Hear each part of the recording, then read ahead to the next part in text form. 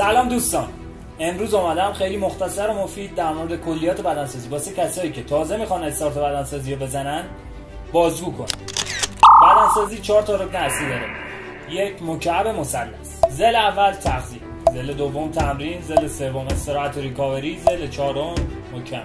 ضلع اول تغذیه. تو باید با توجه به هدفی که داری تغذیه‌ات تنظیم باشه. حالا تو میخوای چربی سوزی کنی یا افزایش وزن داشته باشی، باید یک سری از دورش مغذیات تنظیم بشه. دورش مغذیات چیه؟ دورش مغذیات شامل کربوهیدرات، پروتئین و چربی هست. با توجه به وزن بدنت هر کدوم از اینا تعریف شده است که چه مقدار باید در طول روز تو مصرف کنی. به ازای هر گرم از وزن بدنت تو باید 2 الی 3 گرم پروتئین مصرف کنی، 3 الی 4 گرم کربوهیدرات مصرف کنی، 1 گرم چربی مصرف کنی.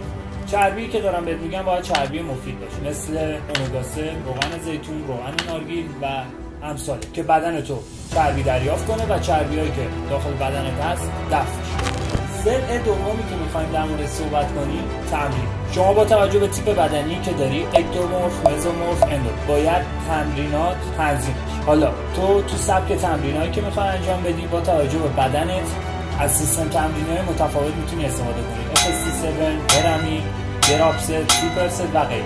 شما با توجه به سابقه تمرینی که داری باید واسه خودت برنامه ریزی کنی که چند روز تو طول هفته میخوای تمرین کنی.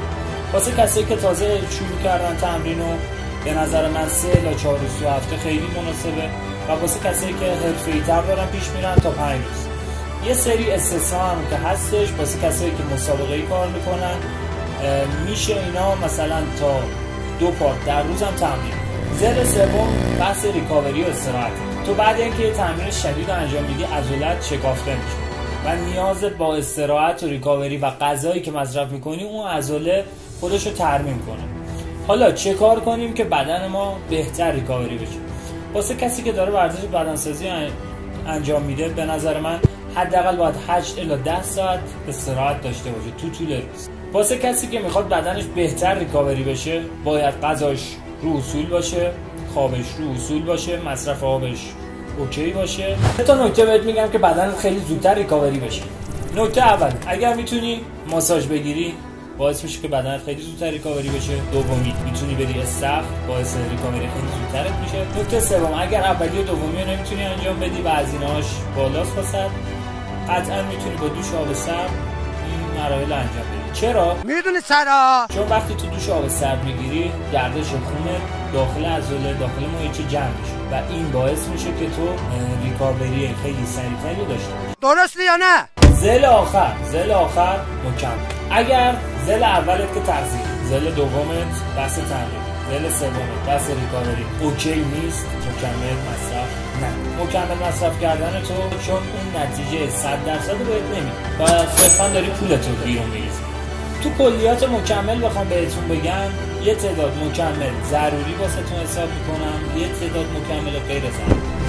مکمل‌ها رو ما 2 دسته تقسیم میکنیم: مکمل‌هایی که ضروری ان و مکمل‌هایی که غیر ضروری. مکمل ضروری باز اینو ما 2 دسته تقسیم میکنیم: کسایی که میخوان چربی سوزی کنن و کسایی که میخوان افزایش وزن و توده عضلانی داشته باشن. کسایی که میخوان بس چربی سوزی رو داشته باشن، بهترین مکمل واسه چربی سوزی کافئین که باعث میشه گردش خونتون بالا بره و متابولیسم بدن بالا بره و بحث چربی سوزی داشته باشی. ولی اگر میخوای بحث افزایش توده عضلانی داشته باشی، شما میتونید کراتین، وی و گینر رو مصرف کنید. این 4 تا مکمل ضروری و سطح 1 حساب میشه. مکمل‌های غیر ضروری بخوام واسهتون بگم جزء دست مکمل‌های گروه C حساب میشن که به تنهایی جوابدهی خوبی ندارن و صرفا شما داری پولتون رو هدر میدید. حالا واسهتون بخوام مثال بزنم، HMB، L-کارنیتین، BCAA، گلوتامین، اینا به تنهایی واسه شما کاربرد ندارن. به طور مثال کسی که میاد پروتئین وی میخوره، داخل اکثر پروتئین وی‌ها BCAA، آمینو، گلوتامین هست. دیگه شما نیاز نیست برید اون تهیه کنید و مصرف کنید و صرفا یک سری از کسایی که مکمل فروشی دارن میکنن واسه اینکه جنسای خودشون رو بفروشن به شما میدن مصرف. ولی طبق نیاز بدنتون و با مشاوره یک کسی که اینا تجربه داره، حالا چه تئوری چه عملی، تهیه کنم اصلا 4 تا رکن اصلی بهتون گفتیم. امیدوارم که کسایی که این کلیپو نگاه کردن واسهشون مثمر ثمر باشه. هر کسی که تو میدونید به دردش بخوره واسهش ارسال. و صفحه ما رو سابسکرایب کنید، اون زنگوله بغل هم بزنید که کلیپ‌های بعدیمون واسهتون بیاد. امیرعلی ابوالحسنی، مربی فیتنس و اینجا میکرو کدس.